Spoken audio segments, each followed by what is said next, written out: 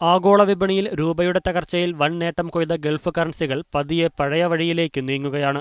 രൂപയുമായുള്ള വിനിമയത്തിൽ Saudi റിയാലിന്റെ മൂല്യം 16.44 കുറഞ്ഞു. ഒരു മാസത്തിനിടെയുള്ള ഏറ്റവും താഴ്ന്ന നിരക്കാണിത്.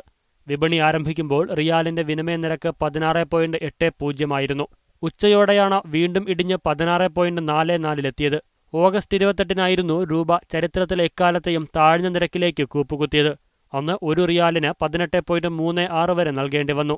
റിയാലിന് 1000 രൂപയ്ക്ക് നേരത്തെ 54.46 മതിയായിരുന്നുവെങ്കിൽ ഇപ്പോൾ 60.66 നൽകണം.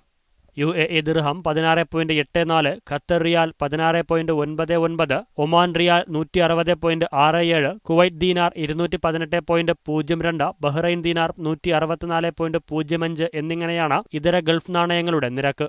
ആഗോള വിപണിയിൽ അമേരിക്കൻ ഡോളറുമായുള്ള ഇടപാടിൽ രൂപയുടെ നില മെച്ചപ്പെട്ടതോടെയാണ് ഡോളർ ബന്ധിത ഗൾഫ് കറൻസികളുടെ മൂല്യം ചോർന്നത്. നിരക്കിൽ 3 ആഴ്ച കൊണ്ട് 10% മുകളിലാണ് ഇടിവ് രേഖപ്പെടുത്തിയത്. ഇതോടെ പ്രവാസികൾക്ക് ചെറിയ ഇടവേളയിൽ ലഭിച്ച വിനിമയ നിരക്കിലെ വലിയ നേട്ടം മാഞ്ഞു തുടങ്ങുകയാണ്. KCM Abdullah, media 1, Riyadh.